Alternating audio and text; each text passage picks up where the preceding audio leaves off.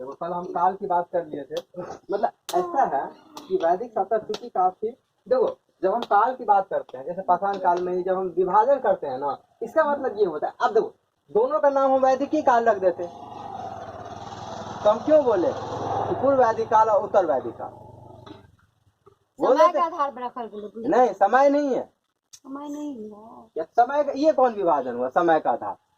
समय का तो हम बांटिए रहे, उसको उसको बांटने के पीछे क्या कारण? हम बोले कि 1500 से लेके टोटल हम मान लिया 600 लिख दिए, 600 हिसाब तक मान लेते हैं कि ये काल है। हाँ। ठीक, हम क्यों बीच में एक और दीवार बना दिए कि पूर्व लगा दो और फिर उत्तर लगा दो? हाँ, क्योंकि ना उसका व्यवस्था अलग होगा। हाँ, ये थोड़ा सही बात कि ऐसा है व्यवस्था जैसे आप वही तो पढ़ाएंगे ना, इसीलिए टॉपिक में घुस रहे हैं ना कि पूर्व वैदिक काल और उत्तर वैदिक काल में समय में जो व्यवस्थाएं थी उसमें बहुत ज्यादा अंतर देखा जाता, जैसे कि वर्ण व्यवस्था में क्या अंतर था, जाति व्यवस्था में क्या अंतर था। ये जो सबसे बड़ा विभाजन है हमारे पास जो वैदिक काल में, वो वर्ण और जाति का, आगे हम पढ़ेंगे वर्ण या जाति का क्या विभाजन था हमारे यहाँ, ठीक है।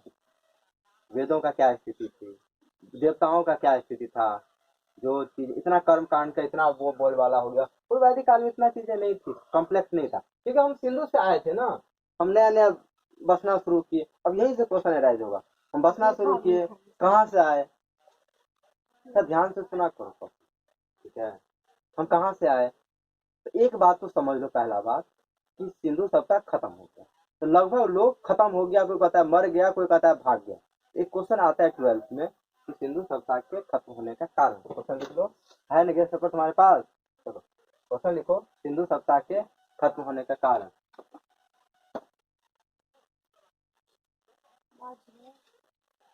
सिंधु सभ्यता के खत्म होने का 5 कारण, तुम 5 लिख लेना, सिंधु सभ्यता के खत्म होने का कारण।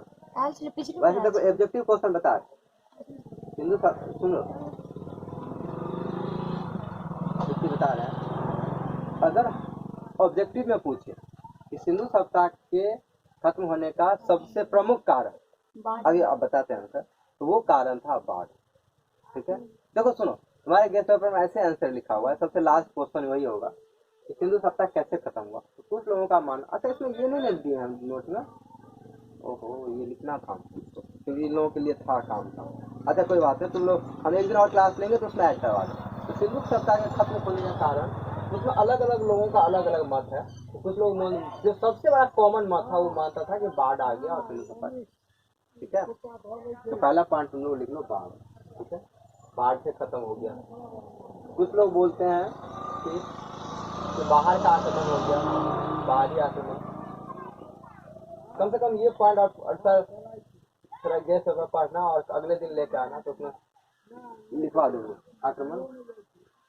कुछ लोग बोलते थे प्राकृतिक आपदा, प्राकृतिक आपदा मतलब होता है कि कुछ हो गया प्रकृति का, कोई होता सुखाड़ आ गया कि भूकंप, नया चीज बता रहे हैं हम, तो दूसरा ही था, उसी में है प्राकृतिक है, उसमें प्राकृतिक आपदा, बाढ़, भूकंप और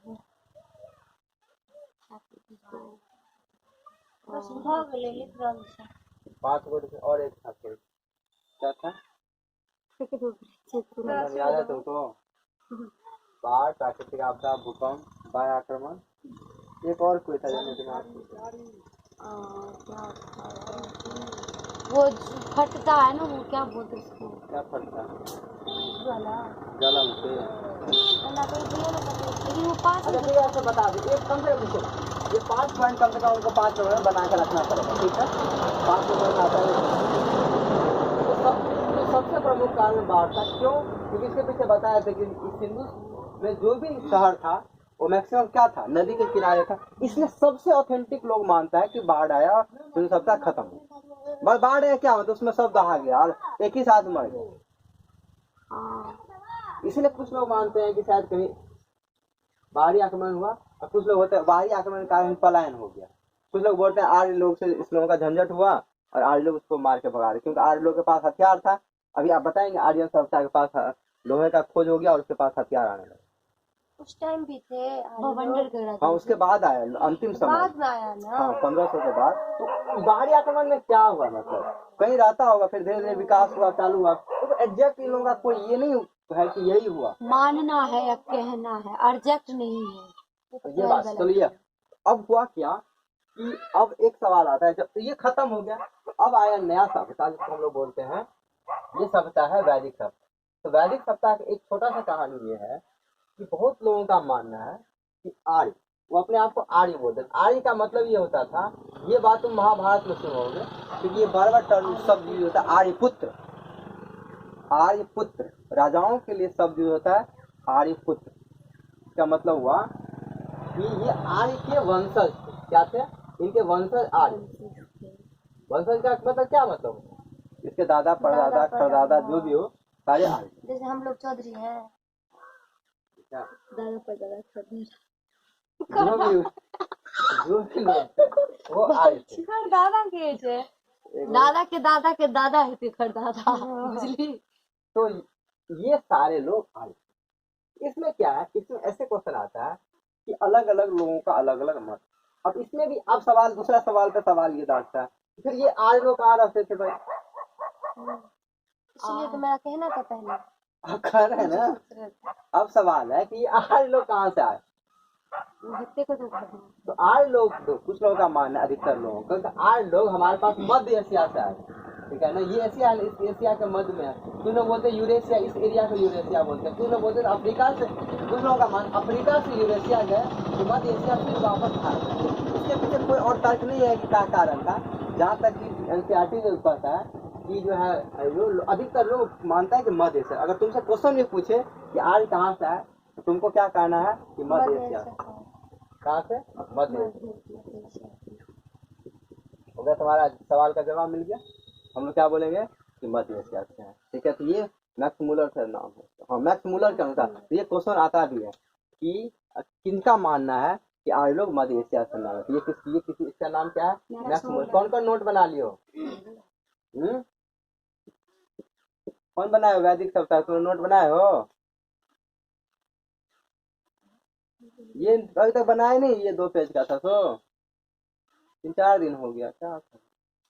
मूरी का बोलो ना, हाँ या ना। कोई नहीं बनाया।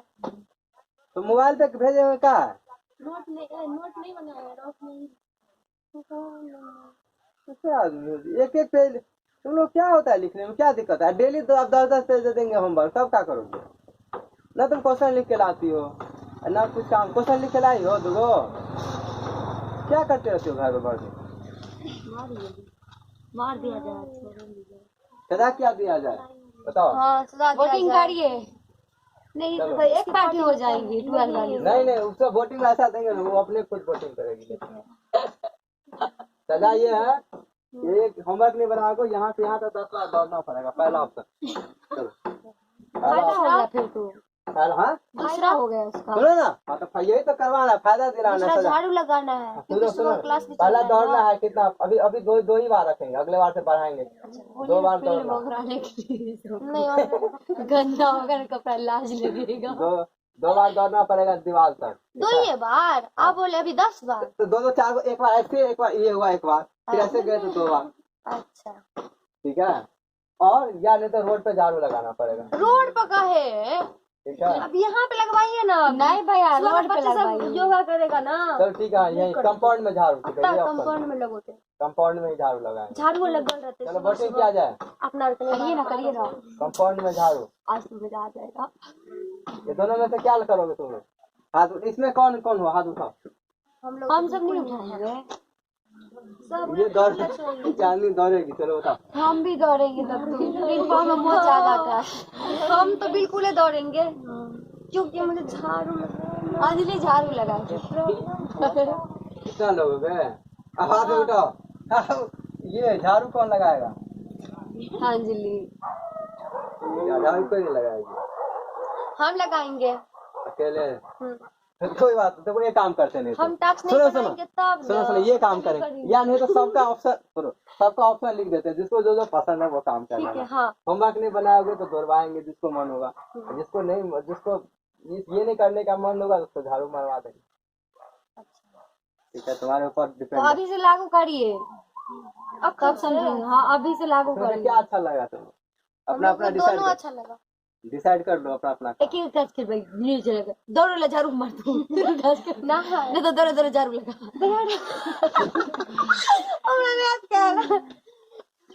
पहले टास्क बना के नहीं बताओ ना। आई नहीं बना कर जने आई से लागू बोल चीज तो इतना दिन में कहे तूने बताओ तो कब भेज दिए? अभी से लागू करिए, नहीं तो नियम को फ्लॉप करिए। दो को डिसीजन लीजिए, अभी से लागू करिए। ठीक है, हम दौड़ जाएंगे।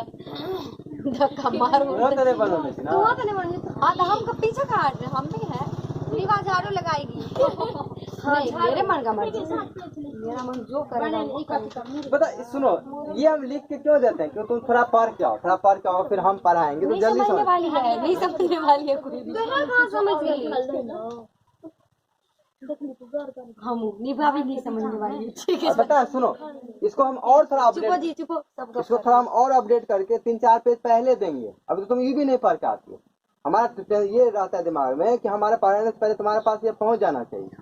तुम्हारे पास पहुंचेगा, तुम पढ़ के आओ थोड़ा, तब बहुत मजा। तुम इतना भी नहीं, ये 2 पेज है, उसमें भी 1 पेज तो पूरा चार्ट है, और इतना ही है, इतना भी नहीं पढ़ के आती। देखो ना लिख के आती है, ये 1 घंटे का भी काम नहीं।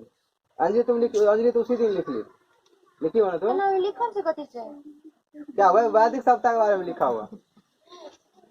अभी जो लेक्चर मार रहे हैं उसी का शॉर्ट फॉर्म है ये सब।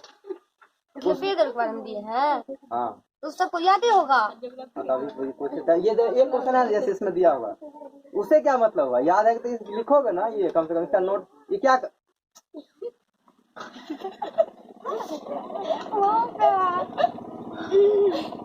घबरा गए अभी। ठीक है तब मैं ले जाके, तब तक हमारा गुस्सा शांत हो गया।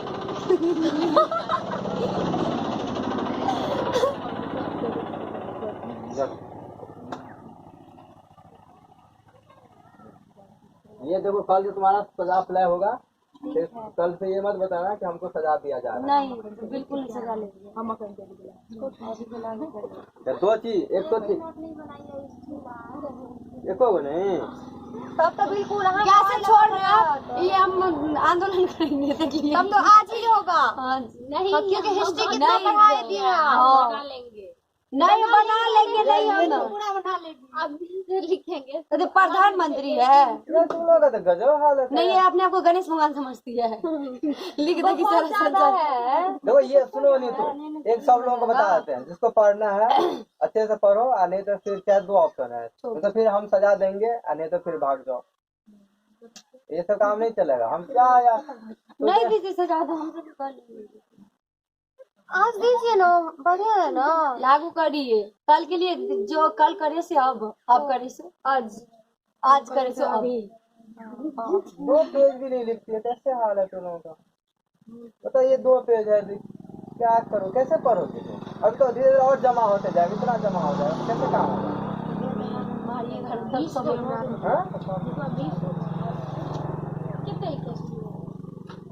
अब तो 2 चैप्टर भी नहीं हुआ अभी तो। सुन लो, देखो अभी तो हम थोड़ा छोड़ भी देते हैं, जितू भैया बिल्कुल नहीं छोड़ते हैं, तो इसका टेंशन ना लो। हमको तो टेंशन ना लो, टेंशन लो, बात करके कुछ टेंशन ना लो। हाँ, अभी तो थोड़ा फ्री रहो 1-2 दिन, नहीं तो वैसे भी देखो ये कल से तुम्हारा अप्लाई हो जाएगा। एग्जाम में सिंपल सा बात है। ये 2 चीज समझ लो, यही काम होगा। हम तो छुट्टी पर आ गए, बुखार में। हमरा तो नहीं लगती, मैं हमरा नहीं मारती तो ये हमरे मार लगते हैं। चुपो चुपो, ये नहीं पहुंचाओ, कैसे काम हो? क्या कुछ तो समझ ही नहीं आता तुम लोगों का। हम तो मुंह भोगते जा रहे हैं, फिर पता हम भोगते से हमको क्या फायदा होगा? ऐसे तो 1000 बार भी बता देंगे तो भूल जाओगे, कितना बार भी बताएंगे ना तो भूल जाओ। जैसे कि ये इसलिए पहले देते, थोड़ा पढ़ लो, इससे पहले एक दिन बस नोट भी बना लोगे ना तो आधा याद ऐसे ही रहेगा। देखो 2 सजा तुम लोगों का कल से स्टार्ट हो गया, ठीक है? दूसरा बात बता देते हैं, जो चैप्टर चलो सुनो, जो अंशु, तो जो चैप्टर पढ़ लिए हो, ठीक है, उसको प्रैक्टिस करो। या ऐसे नहीं होगा यार, तो क्या करना है, कॉपी में लिख के याद करो, ठीक है? और अगर तुम्हारे पास याद नहीं रहता है मैं से कुछ पूछो तो दो ऑप्शन है तुम्हारे पास, तुम्हारे कॉपी में कम से कम 3-4 तुम ही डिसाइड करना कि हमारे पास ये पोर्शन याद है, उसी से पूछेंगे, लेकिन डेली पूछा जाएगा, ठीक है।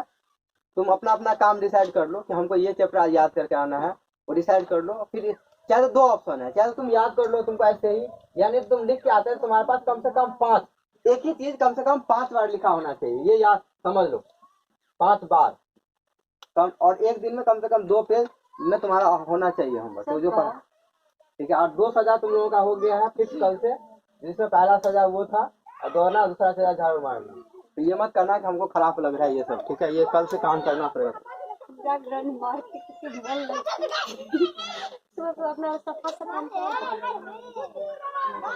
जैसे वैदिक सप्ताह हम कितना 3 से 4 पेज है, हो गया। या दूसरा ऑप्शन तो ये भी दे रहे हैं ना, ये कहाँ बताया कि वैदिक शब्द। अब आगे बढ़ो, देखो जब हम 2 काल बता दिए हैं, अब क्या है, हम वैदिक सप्ताह का लोगों की बात कर, तो वैदिक सप्ताह में जो लोग, ठीक है, वो आर्यन लोग, उसको आर्य बोलते हैं। आर्य बहुत सारा, अधिकतर मत ये है कि आर्य जो है मध्य एशिया से आया और भारत के पंजाब एरिया में, और इधर पंजाब एरिया में बसना शुरू किया और फिर धीरे धीरे उसका विकास होता है। तो ये है इसका छोटा सा कहानी जो आर्य का। और आर्य का अर्थ होता है, आज देखो आर्य, इसका नाम क्यों, जैसे कोई लोग अपना नाम रखा तो उसके पीछे आर्य का मतलब होता था श्रेष्ठ लोग। क्या होता था?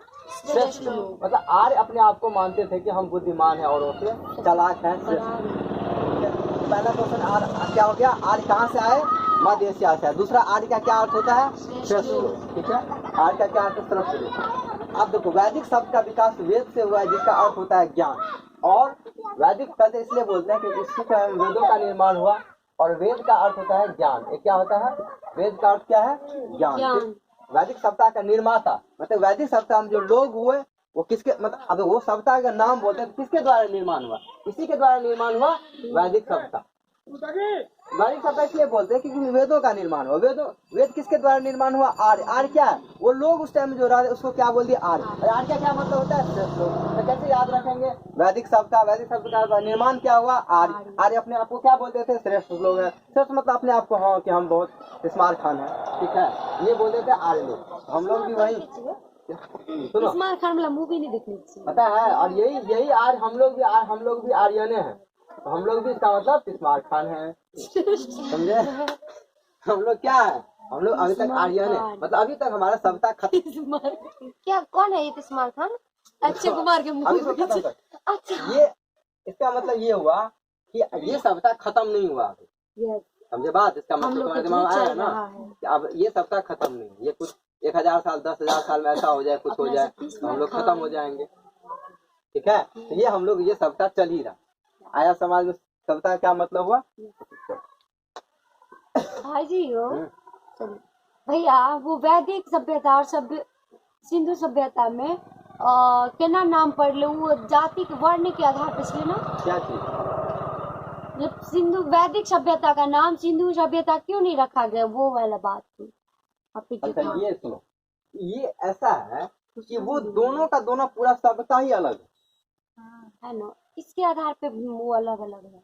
इस आधार ये है कि उसका जो निवास स्थान था ना, वो मेनली तुम्हारा ये अफगानिस्तान और इधर इस एरिया में था, ठीक है, मेनली सिंधु क्षेत्र का एरिया, ठीक है। उसका अलग वो नदी के आधार पर था कि सिंधु नदी के किनारे, इसका नाम सिंधु सभ्यता रख दो, ठीक है। वैदिक सभ्यता का नाम पहले पढ़ चुका था, बाद में की देते फिर से वैदिक सभ्यता का देता है हिंदू सभ्यता। हालांकि ये भी बात है, वैदिक सप्ताह पहले से ही नाम है वैदिक सप्ताह। सिंधु सप्ताह तो हम बाद में नाम रखे क्योंकि वो सिंधु सप्ताह की नदी के किनारे वो चीजें बसी, तो सिंधु सप्ताह का नाम। तो नाम के पीछे सिंपल तर्क होता है कि उससे कोई ना कोई, जैसे हड़प्पा, सिंधु सप्ताह का हड़प्पा सप्ताह क्यों बोलते, क्योंकि वहाँ पहला जगह खोजा गया। और ऐसा कोई विशेष तर्क नहीं होता है कि बोलेंगे हमारा मन कुछ और नाम रख दीजिए, तो रख दो, क्या जाता। तो नाम के पीछे ये तर्क होता है, भाई तुम्हारा नाम निभा क्यों, पहले बार रखा गया, तुम्हारा नाम बंधन रखता था, बंधन बोलते सब उसको। क्या नाम का क्या होता है सर, उसको कादर, उसको अंशु, उसको कुछ बोलते, क्यों बोलते, क्योंकि उसको छठियार के दिन वो नाम रखा गया। खोज करता मम्मी पापा नाम बंधन क्या नहीं खोज करता मम्मी पापा चुकल चले पहले नहीं, कोई जरूर नहीं मम्मी पापा खोज करता होगा, कोई और भी बड़े भाई हो सकता है, कोई चाचा हो सकता है, तो पंडित के सजेशन पे रखा जाता है इस नाम पे नाम रखो। हाँ समझे, नाम के पीछे ये तर्क होता है, ये नाम में बहुत कुछ ये नहीं मतलब है। चलो, तो आर्य का अर्थ होता है श्रेष्ठ, मूल निवासी आर्यों का मतलब आर्यों का मूल निवासी मध्य एशिया था। ये बात कौन बोलता है? सुनो, आर्यों का मूल निवासी मध्य एशिया, क्या है? मध्य एशिया। ये बात हमको याद रखना है, ये कौन बोलता है? ये मैक्स मूलर का कहना था। किसका? Max Muller. ये मैक्स मूलर कौन है? ये मूली खाने वाला आदमी, ये मूली खाने वाला आदमी बाहर का है, अंग्रेज है। मूली खाते थे सर। ऐसे याद रखना होता है। मूलर मैक्स मूलर है मूलर। इसलिए। तो मैक्स मूलर है। कूलर इससे अच्छा कह दीजिए तो याद ही रहेगा कूलर से, मूली से अच्छा नहीं। मूलर। Max Muller. ओहो बस कुछ झगड़े ना करिए। ठीक, मैक्स मूलर है, ठीक है। मैक्स, तो ये मध्य एशिया, ये मतलब इनका मानना था कि ये आर्यन कहाँ से आए थे? मध्य एशिया, और फिर भारत में रहने लगे। ठीक है, अब आ जाते हैं हम लोग जानकारी का स्रोत से। असली बात सवाल आता है कि वैदिक सप्ताह में जो चीजें लिखी हुई है हम लोग कैसे मान लें कि वो सही है कि गलत? आएगा सवाल दिमाग में। तो इसके लिए दो सोर्स है, अभी भी उसमें पूरा तात्विक स्रोत भी है। इसको मिटा दीजिए नारी को। सुनो, अभी रहने दो उसको, ये अभी फिर तुम लोगों को कुछ इससे क्वेश्चन आ जाए। स्रोत है, तो इसमें दो स्रोत है, एक पुरातात्विक जो खुदाई से पता चला है, और एक साहित्य। इसमें ज्यादा प्रामाणिक है साहित्यिक स्रोत। क्या है? साहित्यिक स्रोत। साहित्यिक स्रोत, ठीक है, साहित्यिक स्रोत ज्यादा प्रामाणिक है। जैसे कि पहले हम समझ लेते हैं पुरातात्विक स्रोत के बाद, क्योंकि उसमें कमी है। तो इससे पहले पुरातात्विक स्रोत में बोगाज कोई अभिलेख, 1400 ईसा पूर्व बीसी में, इस अभिलेख में ये जगह है। ठीक है, बोगाज कोई अभिलेख मतलब होता है किसी चीज पर लिखा होता है, उसको हम अभिलेख बोलते हैं। तो 1400 बीसी ईसा पूर्व का है। ये कितना का है? 1400। मतलब ये खुदाई में ये इससे पता चला कि इसका एज कितना है। इसका एज कैसे पता करते हैं? कार्बन डेटिंग, वही होता है कार्बन डेटिंग। CC14 डेटिंग से इसका एज पता करते हैं। ये 1400 बीसी एज का है। ठीक है, इसमें क्या कहा गया? जब भी अभिलेख की बात करते हैं उसमें कुछ ना कुछ कहा जाता है। क्या होता है? कुछ ना कुछ कहा। इस अभिलेख में क्या कहा गया है? इस अभिलेख से इंद्र, वरुण, नासत्य नामक देवताओं का उल्लेख मिला। अब ये कैसे पता चलता होगा? उस टाइम के जो कोई राजा होंगे, अब जो अभिलेख का क्या मतलब, राजा महाराजा कोई होते हैं जो पूजा पाठ करवाते हैं, तो वो अपनी जगह पे उस अभिलेख को खुदवाएं। जैसे कि तुम मौर्य काल में आगे टाइम में पढ़ोगे तो बहुत प्रमाणिक है वो चीज। वो जो काम करते तो उसको लिखवा देते। मुखिया जी वाला एग्जाम्पल दीजिए। हाँ, अभी ऐसा होता है, जैसे पत्थर पर जो लेख लिखा जाता है ना, वो ये इसी टाइप का है। ये अभिलेख जैसा बनवाए, देखो फिर मंदिर बनवाया तो लिख दिया फलामा ने, फलामा इतना डेट को इतना खर्चा हुआ, मंदिर बनवाया। लाइट वाला तो मिट जाता है। मतलब ऐसे खुदवा के, मतलब पत्थर पे ऐसे खुदवाया जाता था कि रहे हजारों साल तक। ठीक है, तो ये अभिलेख का सिंपल मतलब ये कागज पे लिखा कहीं जल कर। और वेद में जो भी चीज लिखे हुए हैं वो अधिकतर जो है पांडुलिपि होता था, उसको मेरी स्क्रिप्ट बोलते थे इंग्लिश में। वो एक्चुअली पत्थर ऐसे वृक्षों को छाल वाल निकाल के मोटा मोटा पत्ता उस पर लिखा जाता था पांडुलिपि। और नेचुरल कलर को लेकर, नेचुरल कलर में जैसे किसी पेड़ गुलाब का कोई ऐसा कलर ले लिए, उससे बना लिए, पत्तों से बनता था और उसको फिर जैसे हमारे एक चीज कहा जाता है, हमारे मिथिला पेंटिंग में जो कलर यूज होता है ना, वो इन चीजों से बनाया जाता है। हालांकि अब क्या होता है, अब तो सब चीज खत्म हो गया। तो उसका जो मिथिला पेंटिंग का एक खासियत में से एक ये भी है कि मिथिला पेंटिंग का जो रंग बनता है ना, वो प्राकृतिक रंग होता है। प्राकृतिक रंग मतलब तुम्हारे मतलब जैसे पीला कलर के लिए हम क्या रंग लिया, या हम हल्दी का यूज कर लिए, हल्दी का यूज कर सकते हैं। तो ये होता है प्राकृतिक का मतलब। तो इन चीजों से बना। ठीक, पूर्व वैदिक काल से मिली मिट्टी के बर्तन को गैरिक मृदभांड, एक चीज समझ लो, मिट्टी के बर्तन के लिए हिस्ट्री में टर्म यूज होता है मृद भांड। ये क्वेश्चन में आ जाए तो ये मत पूछना कि ये क्या है। अगर तुमको नहीं समझ में आता है तो कॉपी के ऊपर नीचे कहीं पर लिख लो मृद भांड। मृद भांड मतलब होता है मिट्टी के बर्तन। देखो ये सब हम उसमें नहीं लिखे हैं नोट में, ये सब तुम देखो। ये नोट क्यों पहले बना, इसीलिए बोलते हैं बना। एक बार पढ़ो और फिर तुरंत हमसे पूछ लो कि मिट्टी के बर्तन। देखो इससे दूसरा खतरा ये क्या है, तुम्हारा कोई नोट उल्टा आएगा और पूछ गया तो 2 सवाल, यार ये भी नहीं पता है, पढ़ता है मिट्टी, इतना सिंधु सभ्यता पढ़ ली, ये भी नहीं पता है कि मृदभांड का क्या मतलब। पता है ऐतिहासिक काल। तो मृदभांड मतलब होता है, मृद मतलब होता है मिट्टी, भांड मतलब होता है बर्तन। तो मिट्टी के बर्तन को हम लोग क्या बोलते थे? मृदभांड। तू क्या लिखे इस उसका? मुझे हम लोग पता है, याद है। नहीं पता है तो पूछेंगे। ठीक है, मृदभांड जब भी पूछ सकते हैं आप। बहुत लगा है, बहुत लगा है। अच्छा, इसमें एक चीज है कि पूर्व वैदिक काल में जो मिट्टी के बर्तन मिले हैं उसको हम लोग गैरिक मृदभांड बोलते थे, और उत्तर वैदिक काल में जो मृदभांड मिले थे उसको चित्रित भूषण मृदभांड बोलते थे।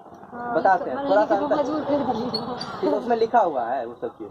अंतर ये था कि पहले जो मृदभांड बनता था वो उतना डिजाइन सिंपल टाइप का मृदभांड मिट्टी का बर्तन, फिर इससे भी ये पता, कलर पे डिपेंड करता होगा। हाँ कलर में भी है। बताते हैं उसका थोड़ा, इसको जानते हैं।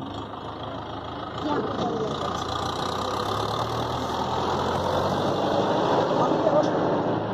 हम क्यों दोनों कालों में इतना ज्यादा अंतर बताया गया? तो शुरू का जो वैदिक काल था ऐसा था कि लोग गांव में रहना चालू हुआ, धीरे धीरे विकसित होना चालू हो रहा, तो चाहे उसका लेखन कला में हो, चाहे उसके बर्तन कला में हो, धीरे धीरे वो विकास होना चालू हो रहा। तो शुरू में जो मृदभांड मिट्टी के बनते थे सिंपल, कोई ऐसा विशेष रंग नहीं। बाद कौन से काल में रखा जाता था? क्या चीज शुरू में जो बनता था मिट्टी उसको बोलते थे ना कि हम क्या बोले हैं, ऋग्वैदिक काल उत्तर वैदिक, उसका समय से हमें तो पहले ही बता दिए। 1500 से लेके कितना तक, 1000 ईसा वो वाला नहीं, नाम पूछ रहे थे, ये ईस्वी वाला नहीं। अच्छा वो समझ उत्तर वैदिक काल। वो देखो ऐसे सोचो तो वो तो ठीक है, वो उस काल को हम जब लेते हैं तो उस काल के अंदर उस टाइम में थोड़ा किताब लिखा, वो तो किताब तो बाद में लिखा गया। हाँ।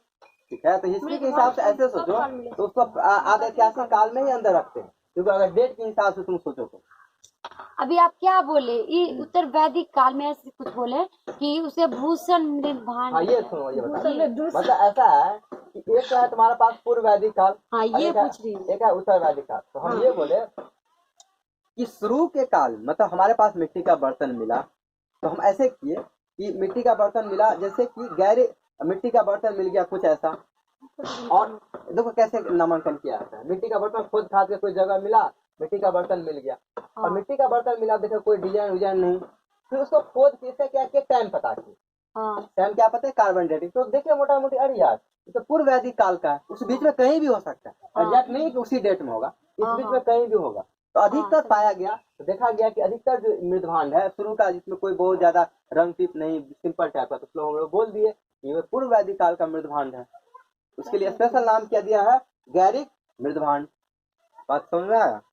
और बाद का मृदभांड थोड़ा और सुंदर, तो इसको इसके लिए नाम दिए चित्रित, देखो नाम ही है चित्रित धूसर मृदभांड। धूसर क्यों बोलते पता नहीं चलता है, लेकिन चित्रित का अर्थ समझता है कि चित्रित था तो उसमें डिजाइन पारा हुआ, चित्रित धूसर मृदभांड।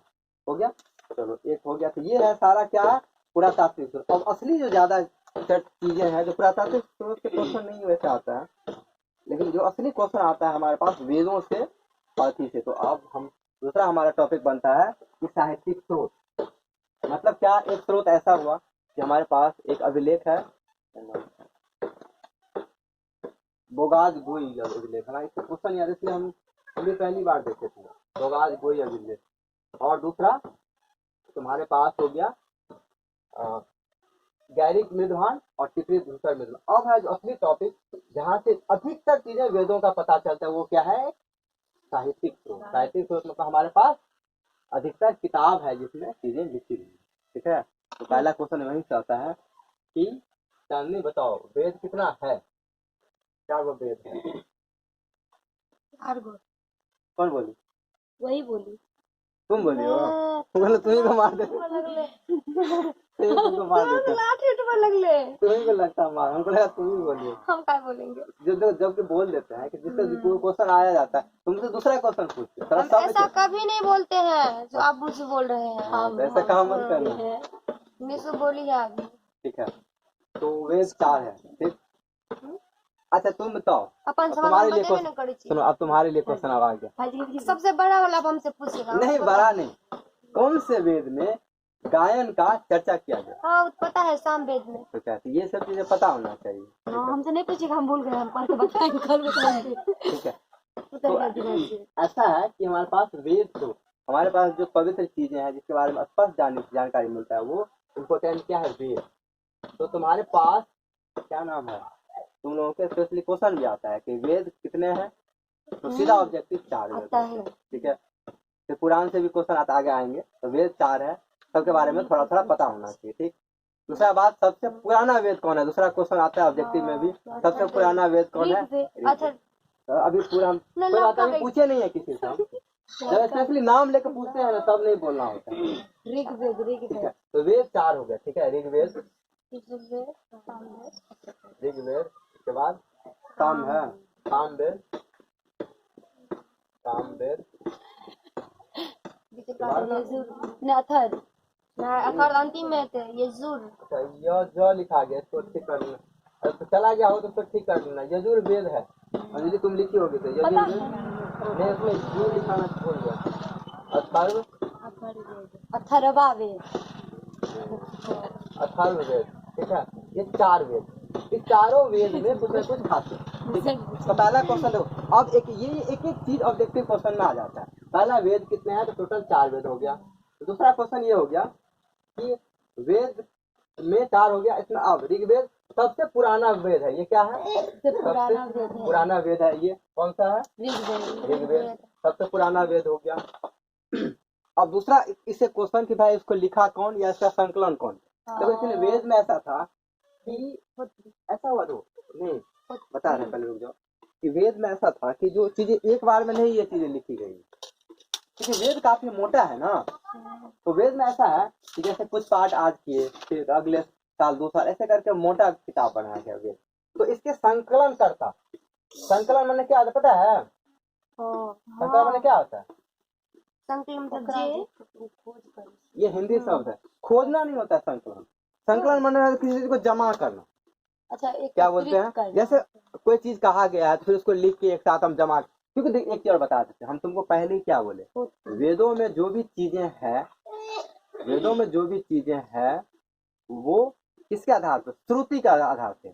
क्या है? श्रुति के आधार पर। पहले क्या होता था, गुरु बोलते, ऐसा नहीं कि हम लिखे तो अभी जानते थे, वेद ऐसा होता था पहले कि जैसे गुरु जी क्या वो प्रवचन दिए, स्टूडेंट सीधा सीधा याद करता था श्लोक, और संस्कृत में ही समझता था। और संस्कृत, हाँ ये तो बोलना भूल ही गए, उस टाइम में भाषा संस्कृत था आर्यों का। हाँ पता है, इसीलिए वेद का निर्माण संस्कृत में हुआ। सीधा सा टॉपिक हमारा कवर ऐसे ऐसे समझते हैं कि वेद क्यों संस्कृत में लिखा गया, वेद संस्कृत में क्यों लिखा? क्योंकि उस टाइम इसका भाषा ही संस्कृत। समझ में आया? क्यों हमारे पास धार्मिक ग्रंथ संस्कृत में क्यों होता है?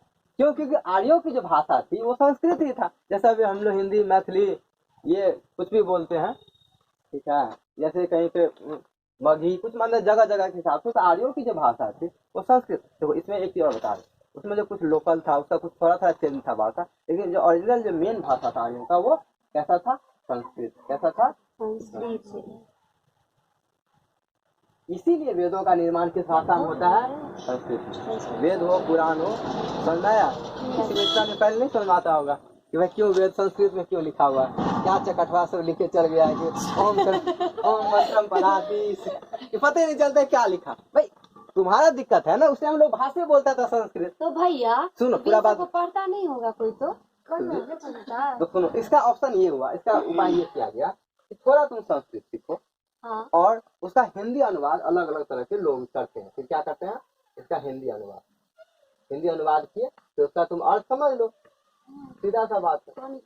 मतलब ऐसा है, देखो मेहनत ऐसे करना होता है कि तुमको डायरेक्ट, जैसे क्या हुआ है महाभारत का, ठीक है, रामायण का अनेकों भाषा में इसका अति किया गया है, अनुवाद किया गया है, हिंदी में, इंग्लिश में, तो और क्या तुम इंग्लिश हम लोग कैसे तुम दूसरे दुनिया में कैसे हरे राम हरे कृष्णा वृंदावन में, और वैसे ही करता है बिना समझे ही। सुनो, मथुरा वृंदावन ऋषिकेश, ये जो 3-4 जगह है ना, वहाँ कृष्ण के इतने फॉलोअर हैं। इस्कॉन में स्पेशली कृष्ण का मंदिर, और इन सारी जगहों पे कृष्ण के ऐसे ऐसे भक्त हैं, कैसे बिना समझे ही। तो वो क्या करते थे, वो लोग क्या करते थे, जो लोग जैसे हम लोग अब इंग्लिश भी जानते हैं, तो अगर थोड़ा और अच्छा इंग्लिश हो गया तो हम क्या किए, इसी महाभारत को इंग्लिश में ट्रांसलेट कर दिए। अब क्या किए, वो जो इंग्लिश पढ़ने वाला है वो सीधा समझ गया होंगे ना। मुझे लगा क्या कि कहीं ऐसा रामायण है जो इसमें इंग्लिश बोलते हैं, मुझे मतलब ऐसा होता है, ये है ना। तो वो लोग जो इंग्लिश वाले फिर इंटरेस्ट लेते हैं, तो फिर ओरिजिनल संस्कृत में भी सीखता है वो लोग, और फिर इसका इंग्लिश भी सीखता है वो, ऐसे काम है।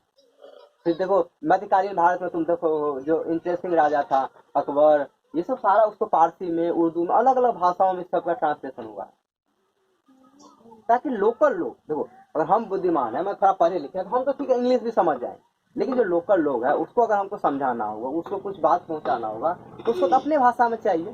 तो इन सारे वेदों का, ये सब चीजों का अर्थ होता है ना, स्पेशली अर्थ, वो लोकल भाषा में ट्रांसलेट करके जिन लोगों को दिया जाता है। आया समझ में कैसे समझ में आता है? हाँ। 2-3 चीजें तो क्लियर हो गई कि हमारे पास जो मंत्र होते हैं जो संस्कृत में थे, और संस्कृत में एक चीज और समझा रहे, संस्कृत में जो अधिकतर मंत्र है ना, वो एक तरह से देवों को ग्रेटिट्यूड है, मतलब धन्यवाद। तो मंत्र पे थोड़ा ध्यान देखो, ओम जय सरस्वती मैया, या जय हनुमान ज्ञान गुण सागर, जय कपिल, मतलब तुम एक चीज, तुम गॉड से मंत्र को पढ़ोगे तो उस मंत्र से ये पता चलता है, थोड़ा तुम लोग तो इस बात पर ध्यान नहीं देते, उस मंत्र से ये पता चलता है कि उस भगवान को हम लोग धन्यवाद देते हैं। क्यों? क्योंकि हम तुमको बता चुके हैं कि सिंधु सप्ताह में अधिकतर चीजें कैसे शुरुआत हुई, हम लोगों को धन्यवाद देते थे या प्रकृति को धन्यवाद देते थे। ऐसे ही हम लोग जो अधिकतर चीजें ऐसे शुरू हुई है कि इंद्र देवता को धन्यवाद इसलिए दिए क्योंकि आपके कृपा से बारिश हो रही है, ऐसे मानते थे। इसमें कोई बड़ा नहीं था। इंद्र मैंने बारिश के देवता को हम लोग बोल दिए कि वो इंद्र, ठीक है। वायु के देवता को बोल दिया आप वरुण देव हैं, सूर्य के देवता को बोल दिए कि आप भानु, सूर्य के आप सूर्य देवता हैं, और इसलिए आपकी हम पूजा करते हैं। क्यों? क्योंकि आपके कृपा से डेली दिन रात होता है। इस कम बड़ी बात तो नहीं ना है। तो फिर अब उसको हम लोग फिर आराधना के रूप में, इसलिए तुम अधिकतर देखो वो वेदों में एक स्तुति है सारी, मतलब उसको हम लोग स्तुति मतलब उसको हम धन्यवाद के रूप में दे। वो तो संस्कृति में रहते थे। अरे संस्कृत क्यों?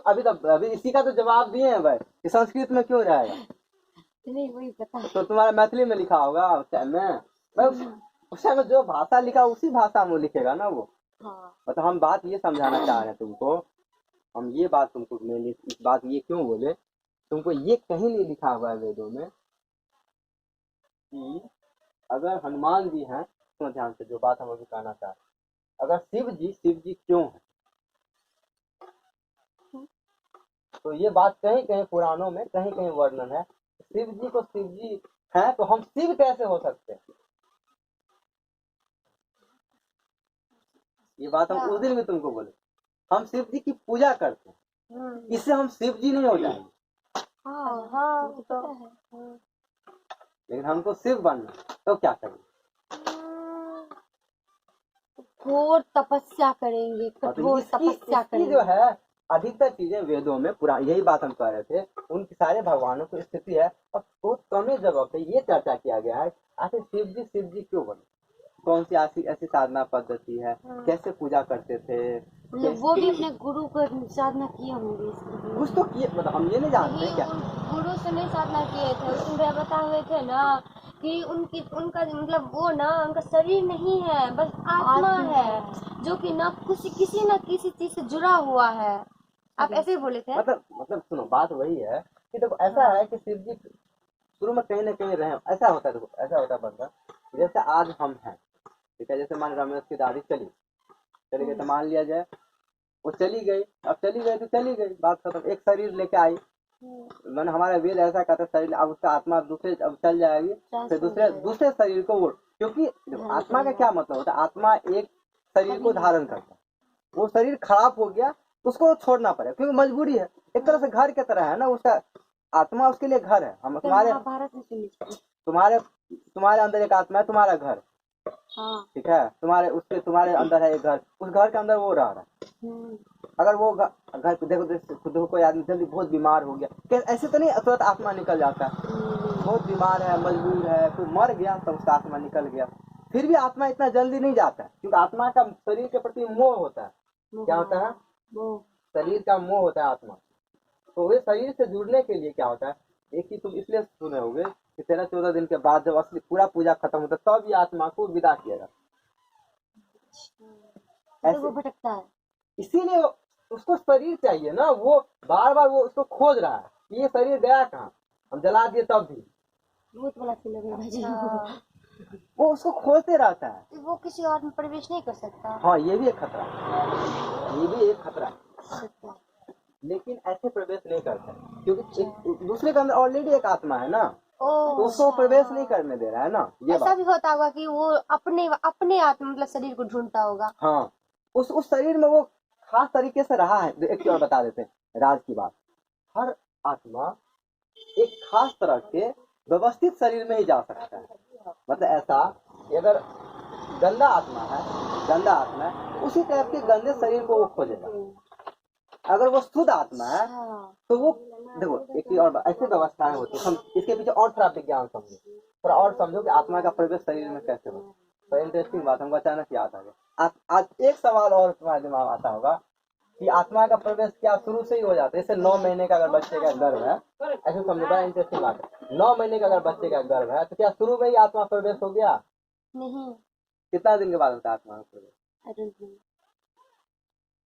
तो 3 महीने के बाद आत्मा का प्रवेश होता है। देखो ऐसे 3 महीना, 3 6 महीना, 3 9 महीना बांट लो, तो ये 3 महीने के बाद आत्मा का प्रवेश होता है। क्यों? क्योंकि 3 महीने में शरीर का बनना चालू हो जाता है और पूरा का पूरा माँ के गर्भ में ऐसा वातावरण आ जाता है। अब देखो, अब तुम्हारा जैसे ही टर्म आया वातावरण, तो आप समझो एक टर्म वातावरण का मतलब अगर ये इसके आसपास चीजें अच्छी है, अच्छे लोग हैं, झगड़ा झंझट नहीं कर रहे हैं, शांति से रह रहे हैं, तो जो आत्मा का जो प्रवेश होगा वो अच्छी आत्मा इसमें आना चाहिए। क्यों? क्योंकि आत्मा का अंतिम लक्ष्य क्या होता है? अपना विकास करना। ये बात समझो कि आत्मा क्यों गर्भ धारण कर रही है बार बार? क्योंकि आत्मा ये चाहती है कि हम बार बार विकास करें, कुछ कुछ जिंदगी से कुछ कुछ सीखें। अगर फिर अच्छी आत्मा फिर गंदे घर में नहीं जाए, क्योंकि फिर उसको तो वही चीज, फिर वही गंदा काम, वही उस तरह की चीजें हो जाएगी। तो वो चाहता है कि हम अच्छे परिवार में जाकर अच्छी अच्छी चीजों को फिर से सीखें, फिर से जिंदगी में नए चीजों को सीखें। तो ये क्या एक्चुअली क्या है, दूसरे भाषा में समझो कि एक टर्म होता है योग्यता। वो जैसा योग्यता उसके अंदर होगा उस तरह के उसको वो उस तरह से खोजे। एक दूसरा सवाल और बता कि ऐसे तो फिर तो तुम्हारे दिमाग में सवाल होगा कि फिर अच्छे आदमी को तो जन्म लेने में टाइम लगेगा, क्योंकि बहुत गिने चुने होते हैं ऐसे जिसके मम्मी पापा कोई पूजा पाठ कर रहे हैं, साधना करते। जी ऐसा ही होता है। अच्छे आत्मा को उसके शरीर खोजने में हजारों साल लग जाता है, हजार साल तो भटकता है। ये कैसे पता चलता है तुम्हारे दिमाग में? ये सब कैसे पता चलता है? तो ये ऐसे पता चलता है, इसके लिए टर्म आता है बौद्ध धर्म में, इसको बोलते हैं जातीय स्मरण। देखो हर चीज हमारे यहाँ लिखा हुआ है जातीय स्मरण। ये जातीय स्मरण क्या है बौद्ध धर्म में? ये सब सारा चीज ऐसे नहीं कि हम अपने, ये सब सारा चीज लिखा हो और ये सब प्रूफन चीज। जातीय स्मरण का मतलब क्या होता है कि हम ऐसी विधि है हमारे पास जो हम पुराने जन्मों में जाते हैं। ठीक है, ऐसा हमारे स्पीकर कम कर। हमारे पास ऐसी विधियां है, अभी भी है, जिसके तहत हम लोग क्या कर सकते हैं। अभी तो हमारा जन्म है जो हमको पता चलता है मोटा मोटी।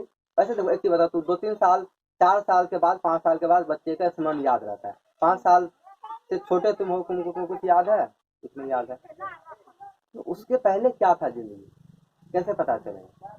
माँ के गर्भ में क्या हुआ, कैसे पता चलेगा? ऐसा बोला जाता है क्या, जाति स्मरण, जैसे कि ऐसे बोलता है कि जैसे मम्मी की लक्षण होती है ना, वैसे ही बेटा बेटी की लक्षण होती है। वो तो बायोलॉजी का मम्मी से, वो बायोलॉजी का शब्द है। ठीक है, वो बात सही है, उसके बाद में आएंगे। अभी हम इसके ये थोड़ा बायोलॉजी से बहुत आगे की बात कर रहे हैं। हम लोग आत्मा की बात कर रहे हैं। ये बायोलॉजी बहुत उसके सामने फिर भी बच्चा की तरह है, बच्चों नहीं है। जाति स्मरण करते सुनो, हम क्यों से बोलते हैं?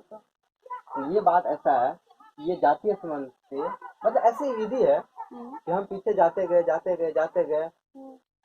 तो एक जन्म पीछे गए, माँ के गर्भ में पीछे गए। अब दूसरा सवाल है कि माँ के गर्भ में आए कहाँ से? तो और थोड़ा पीछे गए तो खोजे, तो मैं देखिए हम 1000 साल से भटक रहे हैं, खोज रहे हैं किसी ऐसे शरीर को, ऐसे पता चलता है। तो ये अधिक अच्छे ज्ञानी गाय लोग बताते हैं। इसी में बहुत लोग बोलते हैं कि पिछले जन्म में ये थे। तो बौद्ध धर्म में पता है, एक नाम भी भूल गए किताब का, विनय पीटक जातक कथा। बौद्ध धर्म का किताब है जिसका नाम है जातक कथा। ठीक है, जातक कथा में स्पेशली इसी चीज का वर्णन किया गया है कि भगवान बुद्ध पिछले धर्म में क्या थे। ऐसे ही बता, अनेकों उनकी कहानियां हैं कि 2-3 कहानी बताएंगे जब बौद्ध धर्म पढ़ाएंगे। तो अभी इसमें जब इतना है, अभी वैसे मैं कहानी समझ लो।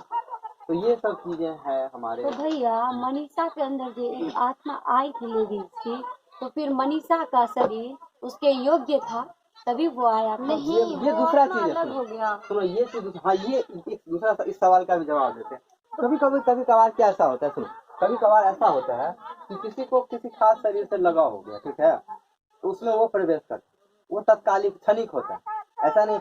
एक तो और झंझट है इसमें जो हम कभी कभार सुने, ये कितना सही है पता नहीं है। ऐसा होता है कभी कभार कि जैसे एक आदमी ऑलरेडी एक कोई आत्मा लेके आया और हम कोशिश करके ऐसा कर सकते हैं किसी बाहर के आत्मा को बुला के उसके शरीर में परमानेंट फिट कर सकते हैं, परमानेंट उसको फिट कर सकते दो आत्मा हो गया उसके शरीर में, हैं। ऐसा हो सकता है, तो खराब ही हो सकता है इससे। कोई जरूर वो डिपेंड करता है वो किस तरह का आत्मा प्रवेश किया उसके शरीर। अगर वो गड़बड़ आत्मा होगा तो हमेशा उसको हानि करेगा, अगर अच्छा आत्मा होगा उसको हेल्प करेगा। तो कभी कभी तो जब उससे दूर रहेगा तभी हेल्प कर सकता है, अगर उसके शरीर में प्रवेश किया तो अच्छा हो चाहे बुरा हो।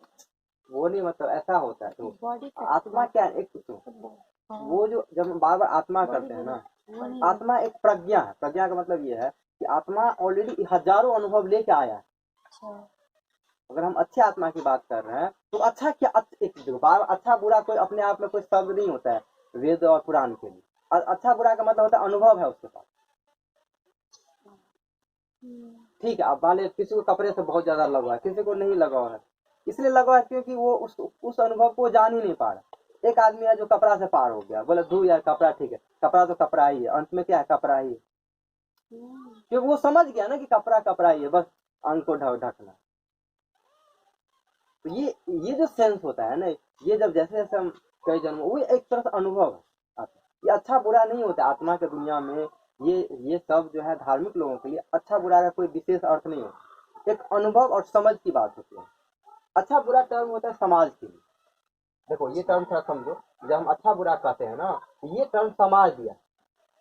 अब तुम यहाँ कोई जालीदार जींस पहन लो, कुर्ती पहन लो, इतना बड़ा स्कर्ट पहन के घूमो रोड पे, कौन सा भैया जो गप मत करो यार। अभी हम जो बात, तो ये हमारे समाज के लिए बुरा माना जाए, ठीक है।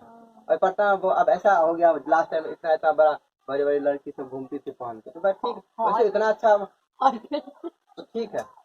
तो वो वहाँ का एक क्या हुआ धीरे धीरे, वैसे भी अभी भी पटना में ऐसा नहीं है, चलो मतलब ठीक ठाक है, लेकिन बाहर विदेश में जाओ तो फिर ऐसे चड्डी बनिया हम लोग घूमते रहता है। उसके लिए सुनो, उसके लिए मतलब देखो उसका इतना बड़ा एक चीज और अच्छा बात ये बताते हैं, वहाँ के लोग खराब भी नहीं लगते, क्योंकि वहाँ का कल्चर हो गया, सुंदर लग कल्चर वहाँ के कल्चर के पार्ट में आ गया, तो वो खराब भी नहीं लगता। तो हमारे समाज का ये भाग नहीं, अच्छा बुरा का सेंस हमारे समाज के लिए ये कि जो समाज में चलन नहीं है उसको हम लोग बुरा मानते हैं, और जो समाज में चलन है उसको हम अच्छा मानते हैं, ठीक है। तो ये होता है अच्छा बुरा। तो ये आत्मा के जब दुनिया की बात करते हैं तो वहाँ अच्छा बुरा, क्योंकि देखो आत्मा शरीर को नहीं ना देखती है। जब देखो हम जब अच्छी बुरी की बात करते हैं तो आधा समस्या तो शरीर से ही आता है। शरीर है, भूख है, प्यास है, कपड़ा है, और शरीर और एक झंझट है दूसरा मन का, और इस दोनों के पार है आत्मा। ये बात थोड़ा समझो, ना आत्मा ना शरीर है ना मन, उस सबके पार है। तुम्हारे पास शरीर है तो झंझट है, सुंदर हो, काले हो, गोरे हो, नकचडी हो, बाल वाली हो, बिना बाल वाली हो, काले आंख वाली हो, उजले आंख वाली हो, जो भी हो, ये सब क्या है शरीर का ऑप्शन है, ठीक है। मन है, अच्छे मन वाले हैं, गंदे मन वाले हैं, बुरे मन वाले हैं, अच्छे सोचने वाले हैं, फिर किसी के प्रति बुरा है, भूत मतलब ऐसा है। तो ये दो व्यवस्था है, ये दोनों अगर तुम समझ लिए, इस दोनों के पार हो गए तो फिर तुम्हारे पास आत्मा का एक्चुअली रूप ऐसा होता है कि फिर वो समझ लेता है कि हम इस दोनों के पार है। इसका मतलब कोई चीज उसको मतलब मन उसके पास नहीं है तो उसके पास दुख भी नहीं है, ना शरीर भी नहीं है तो शरीर का भी उसके पास कष्ट नहीं है। तुम्हें चोट लग गया तो शरीर में कष्ट हो गया, तुमको शरीर नहीं है तो क्या कष्ट। अभी सारा दर्द कहाँ पे है, मार दिया तुमको, शरीर का कष्ट हो गया। और शरीर जो है कष्ट, इसका अनुभव मन करता है। शरीर में जो चोट लगी मन अनुभव करता है, तो मन को भी दुख हुआ, मार दिया। अब मन सोचने लगा हमको क्यों मारे, पापा क्यों मारे, इतना प्यार करते हैं और टाइम में मार दिए पापा मार दिए। तो क्यों, क्योंकि वो मन बहुत सोच रहा है कि पापा तो मेरे अच्छे थे, मार दिए। और फिर ये दूसरा मन ये सोचता है यार हम तो अपने मन को सोचता, हम सब कुछ सोचता हम अच्छे कर रहे हैं, किसी को लगता है हम गलत किए जिंदगी में, वो तो मन तो लेकिन देखो, लेकिन एक ऐसी व्यवस्था है हमारे समाज की कि जिसको मन को बोलेगा बहुत लोग बोलेगा ये तुम गलत काम कर रहे हो, तो मन भी कुंठा भरा हुआ है, कौन सा गलत काम किए जा रहे हैं, तो उसका मन खुद ही खुद वो हो जाता। तो शरीर और मन का इस तरह से जुड़ाव, इसीलिए दुख होता आत्मा कोई काम नहीं है। नहीं।